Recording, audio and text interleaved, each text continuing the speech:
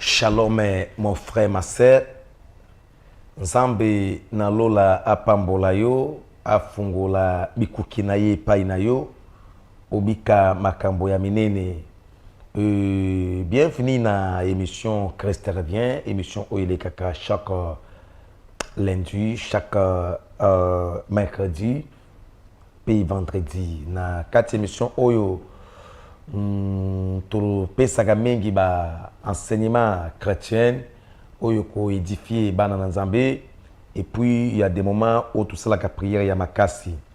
Nous sommes église Christ revient, toza communauté wapi toza na limité première forgeron, limité première forgeron, soit ce que aux autres côté à Barumbu, comme na Kinshasa, Bandal, partout au Kiti na triangle ça permet une église à Pasteur Atom à Philadelphie, au Tunika wana na direction Air Congo, ou soit direction ya Pasteur Walesa avenue Malundu numéro 5, ou soit aux autres na Tiango partout Kouta au commune na hôpital HJ ya première illimitée, na niveau hôpital HJ ya première illimitée, tout na quartier Forgeron direction Air Congo avenue Malundu numéro 5, au commune na première illimitée na hôpital HJ au Kozwa moto ou soit toye makolo na quartier Forgeron direction Air Congo avenue Malundu numéro 5. Au fait, aux Alakawana chaque mardi et chaque jeudi de 17h à 19h. Chaque mardi et chaque jeudi de 17h à 19h. Loko la lobby.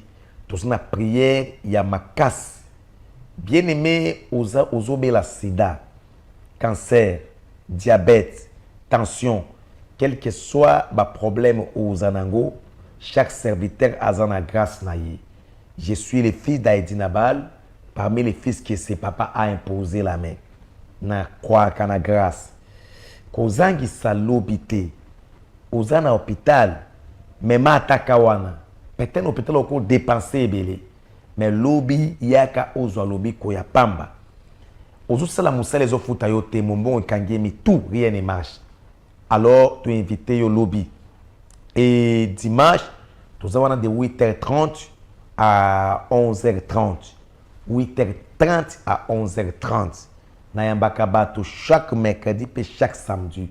Dans l'église toute la journée. Le samedi, on a besoin au kutana prophète, na apôtre. Vraiment, nazawana à partir déjà, il y a 7h30. Après la prière, il y a tongo. Na koyambayo, quelle que soit la situation zanango, c'est les malades qui cherchent les médecins. Et le lot, naza anga mon côté, tous un prophète Mardoché Wanzambi, un homme de Dieu puissant, oyo naninga qui te expliquer biso, la tombe n'est pas ta chambre. Kunda, eza chambre na yote. Et bongo avant que to fungola yango, j'aimerais que le prophète Mardoché a prié pour un message. Après to kotanga écriture moko ngana koloba prophète Mardoché pe akoloba. C'est préparé aux un problème. Numéro de téléphone zawana déjà to kosambela pona yo okubika na situation zanango maloba epa ya prophète Mardoché a prié pour une émission. Bien aimé, na osenga o zala concentrer parce que c'est le moment où vous recevoir ngolu to sambeli nkolo to tiki moment où na maboko na yo bande ko bakolanda biso bisika bikeseni be bazana makambo bazana makama bana ba problème où ils osenga solution parce que ozana 1000 possibilités à ko transmettre lobiko na ba ko tala biso. Cette émission, il y a la émission spéciale pour Nandeko, à la prison, à un hôpital, même à un ndako, à la possibilité, mais émission transmettre quelque chose. Na bomo inaye, na kombo na Yesu Christ. Amen. Bien-aimé, Kobenga Bisonamte, s'il te plaît.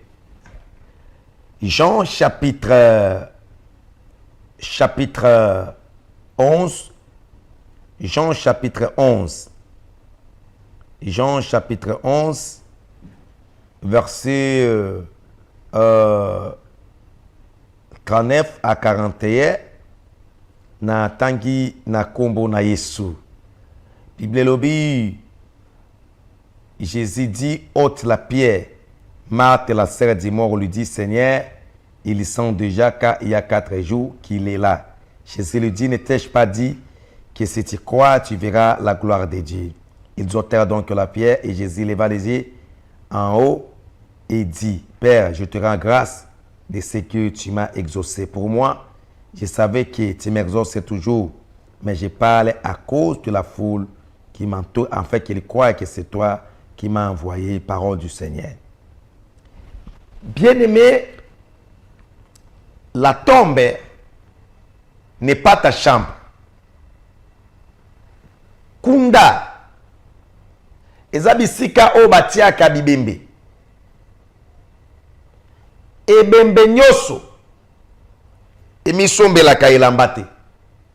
Cela veut dire, na âge na yo, na niveau na yo, na responsabilité oza nango, oza incapable, ya kosomba même elamba ya kolata. Physiquement oza moto, mais spirituellement oza ebembe. Ebembe, aokotanga te asilisi classe. Il y a des gens qui désirent kotanga. Mais dans une situation et c'est compliqué, ba se retrouver lelo ba maibo, ba yolela ya quartier, ba tia bango kate parce que spirituellement aza ebembe. Ebembe a cause na compte na banque te. C'est pourquoi vous remarquez na vie na yo, au cause mbongo mo zaka ya oliela. Ya secret. Mais pour que yo que na banque o épargné, c'est tout un problème.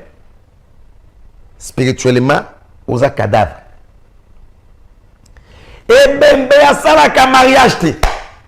Ebembe asalaka mariage te. Ba okola ti saye voile, mais alliance ba olongolai. C'est pourquoi il y a des femmes à l'ataka kitoko azo attiré. Mais mariage ezalaka te. Mibale nyonso bayaka mibale abato. Mobali akoya kapwa ye banzoto na ye. Mais po akomisa ye na suka te. Yango ne ba caractéristique ozotalisika spirituellement oza ebembe. Sans que oyeba. Il faut boya. Nakati ya kunda. Moto abika kesengo kuna te.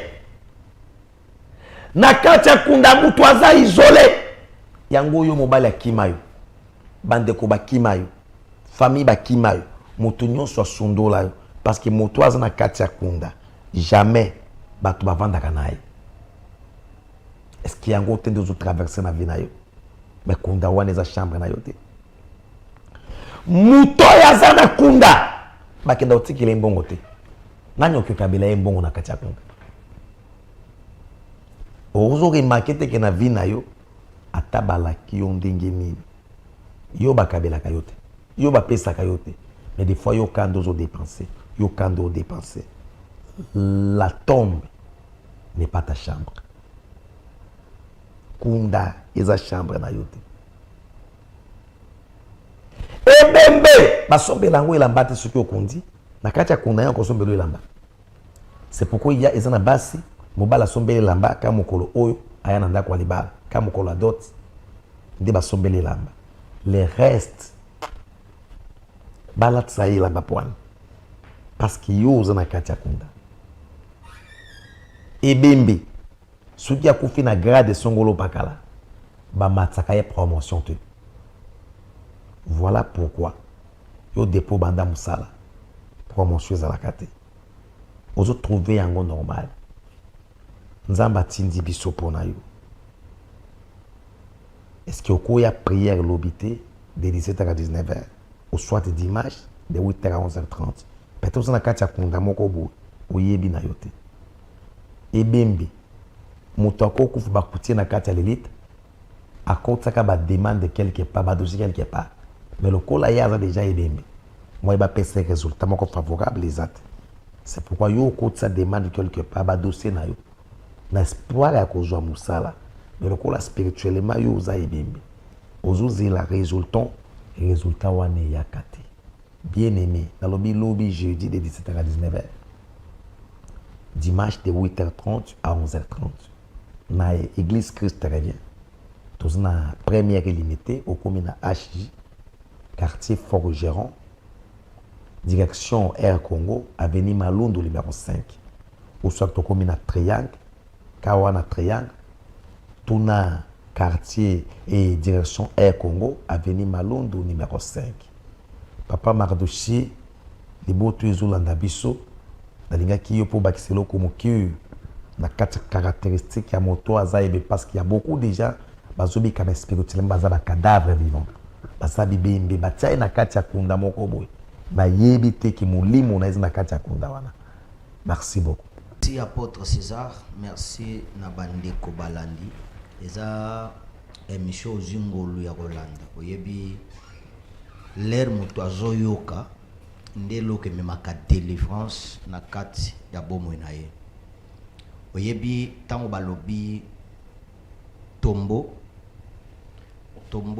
eza esika na yo ya kofanda te to eza chambre na yo ya kolala te parce que loko liboso soko koti na tombo oza privé bako privé yo na liberté parce que tombo eteka la prison. Ce qui est déjà bloqué dans le tombeau, azal sous na droite ya bénéficier ma bénéfice au batum sous bazouaka. Écoutez-moi très bien. Lazare oyo azalaki papa ya batu, azalaki ndeko ya batu, azalaki na valeur, azalaki na ba compétence, parfois banda o le bapé français ya bien, mais jour bache na tombeau Lazare, tout le monde baki kola na banda ko meya tikali ye moko na kati ya tombo. Yana batu batikali bazolo bake nazana dossier to na problème famille qui pakangate. Comment bako kipe yo tandis que oza déjà na tombo? Parce que spirituellement muto ana tombo a changer identité comme fantôme. Or fantôme ezelo we bangisaka. Comment bako ki ko engager mutu na musala mais azalaka fantôme spirituellement? Yé présence na ye comme ça batu mal à l'aise. Yé présence na ye batu bazasuna makasi akosalela yete. Nalingine biselo moko. Importance ya ebembe oye koki kozala na lobi ku feza la ebembe ya mwana oyo papa akufa matikali na veve na ye. Il faut que ba memaye déjà ebembe bazoueli cercueil, ba tie déjà na kati ya cercueil, bazui direction vers cimetière. Écoutez, batu bako sunga yo kanisi ba osunga yo nzoka ba okende kokunda yo oyo ko kanisa ke lisungi ya batu ekosi lisa posa ya likamboza nango besoin nzoka bazome mayo vers cimetière. Le problème c'est quoi? Le problème faut que la direction o ezome mayo. Est-ce que ça direction normale ou bien ça direction vers cimetière? Et ça direction vers Lilith bazo kende kokunda yo. La Christ a zozwa direction ensemble avec ses disciples. Alobina ba disciples na ye tokota na porte wana. Mwana pe bazo meme bembe bazo kenango vers cimetière, mais faut bazala ce qu'on appelle rencontre prophétique. Parfois via mutu moko ezo meme na cimetière, mosala ya mutu moko ezo kende déjà na mutu vers cimetière, famille ya mutu moko ba kenango déjà vers cimetière, français ya mutu moko ezo kende déjà vers cimetière, mais nzamba kola musa déjà évêque César na ville ya Kinshasa afin que beaucoup na porte ya télévision pour aloba na yeke bakokunda na yo bakokunda o shooter parce que fils oya kufi azalaki fils ya mwasi oya kufela baboteto ya veuve. Mais fils oya zokota na porte, il s'appelle le fils unique de père. Et Zali rencontre entre fils unique de mère, de sa mère, et le fils unique de son père.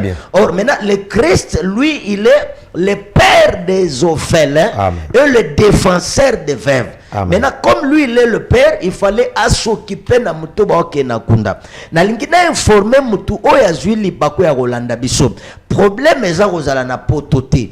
Problème eza koyebana na présidence te. Oko yebana na présidence, nzoka relation eza na cimetière. Oko zala na poto, nzoka poto eza na cimetière. Oko zala yebani na bakonje, mais relation oye futa kayote, c'est que eza na cimetière. Libala oye futa kayote, c'est que ça na cimetière poto oye futa kayote c'est que ça na cimetière alors tala eloko ya malamu Lazare malke bachaki déjà nankunda loko les alaki chambre na yete Dieu a toujours une solution par rapport ya bato azana besoin c'est la bango bolam c'est pourquoi nzamba la musi un homme de Dieu puissant na ville ya Kinshasa afin que ndeko moko ya kozwa libako kolanda émission même na nzela internet même na ndenge na oloba ozolanda biso na olobelo ke tombo wane kotika la jamais chambre na yo souvenez-vous que même libumu ya mbiso ezwaki Jonas a koko pensé que vie na yemo mekosuka na libumu mbisi or il y a un Dieu qui a le pouvoir de déclarer mbisi à sans ayo je suis en train de dire à une personne que l'apôtre César et le prophète Mardoché aujourd'hui les bakou ya kolanda biso na émission toye seulement oyebisa yo ke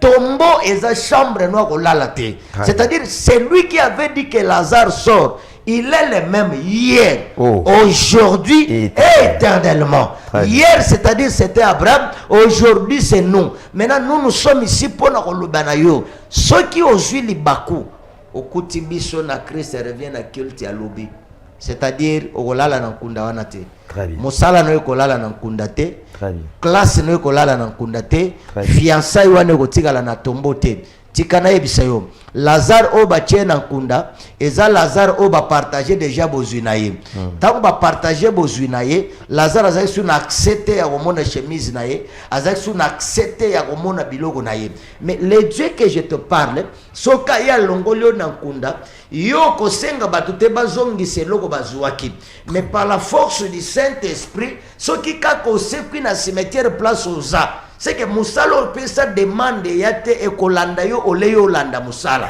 libala oyo zaki nango besoin que oluka yango ekobanda koluka yo parce que tu as quitté le cimetière que le Dieu de l'apôtre César et le Dieu le prophète Mardoché ndamba zoloba nangaki ezana mama moko azolanda biso tangu na oloba aw asa déjà na kati ya tombo parce que pensée na ye ezotinde déjà misala mabe mais lo les informé ngana ye bisa mama ona ke tala occasion malam oyo toye nango eloko liboso longola libanga za liboso tombo libanga sabo c'est l'incrédulité longola seulement doute. S'il y a des faux, il y a aussi des vrais. Essayons d'abord les dieux de cet homme. Essayons d'abord les dieux de cette alliance. Et vous voyez comment l'Éternel va vous faire du bien. Je suis venu seulement te dire, longo la doute. Ce qu'on a entouré na ba Marthe, au moins chercher ba Marie. Parce que Marthe est un mouton banda ko intercalé. Or, et tout le coup y a battu entouré tombeau ya Lazare. Et que jamais pour empêcher parole la résurrection et l'andabo moinayo. Et belé ba émission ko salemaka na radio et que qui empêcher te Christ revient et ko ressusciter likambo déjà na tombeau. Le Dieu de cette alliance est capable de te faire des choses que personne de te faire les choses que personne ne peut les faire. Lazare azna katia kunda. Lazare o azna katia kunda lelo ezaba na yo bota. Vi malonga te obundi batangi baselese classe bango nyonso eloko te basi kitoko me mabala te Lazare oyo azana kati ya kunda eza musala tu travailles directement mais ozolela yango te Lazare oyo azana kati ya kunda eza bénédiction yo ozoluka oh bien aimé Lazare akofi bakundi bandeko na ye bazalaki wana mais bazalaki incapable ya komisa na kati ya kunda. Je voulais dire à quelqu'un bato bazingi yo baza incapable ya ko sauver yo ya ko délivrer yo na kati ya situation oyo zanango. Or pour que Lazare bima na kati ya kunda il a fallu mutu moko aya babenga ke l'homme de Galilée Emmanuel, je suis de Nazareth. Il oya apprendre nouvelle que Lazare est malade.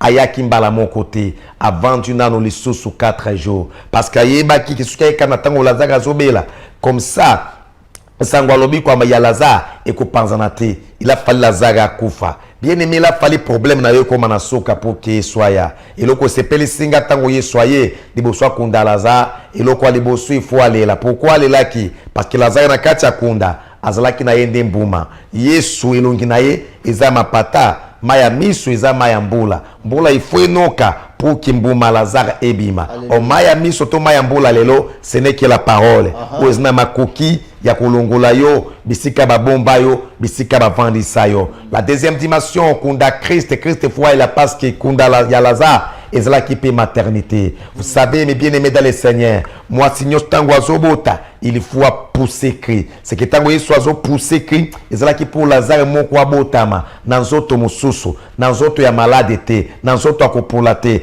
parce que na kacha kunda Lazare alataki nzoto ya kopola, alataki nzoto ya maladie. Na yebite bien-aimé dans le Seigneur, ozana nzoto nini, nzoto ozana ngolelo, ezna cancer, ezna sida, ezna bobola, ezna makambo ebele, mais ezna moto moko il faut pousser cri, comme on a eu Jésus de Nazareth. Ce qui a poussé cri, bien aimé dans le Seigneur, au cocote dans saison mokoboe, saison ane kobo sanisayo, matango lekisa na libala, matango lekisa na musala, matango lekisa bien aimé, yakoko se la mamakambo, Lazare sort, et Lazare zobima, basinga na nzoto na ye, zokatango mwana zobo tama bien aimé dans le Seigneur, azala kana singa na kacha motolo, et mama oyaboti maboko na ye ko simba singa motolo te pour ki afungola. Il faut ma femme sage to ba coucher au bazawana. C'est pourquoi il faut que ça Lazare, mais il faut ba disciple ba fungola ye. Zamba tindi bisu na butwa lelo. To fungola yo na kacha singa celibat. To fungola kacha singa ya maladie. Oui, ozwa ba tempo oyamba ye solo kola kolo pe mobikisi.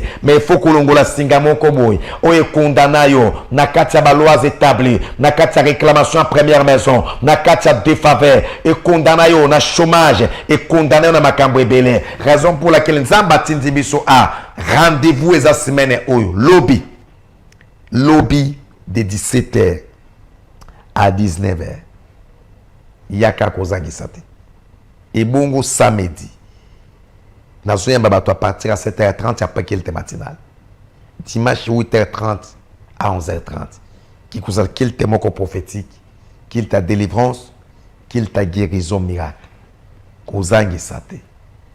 Et adresse Zawapi, comment adresse tous na première illimitée au commune hôpital HJ ou soit na triangle ou na côté Andolo tout na ka direction Air Congo quartier Forgeron direction Air Congo avenue Malundu numéro 5.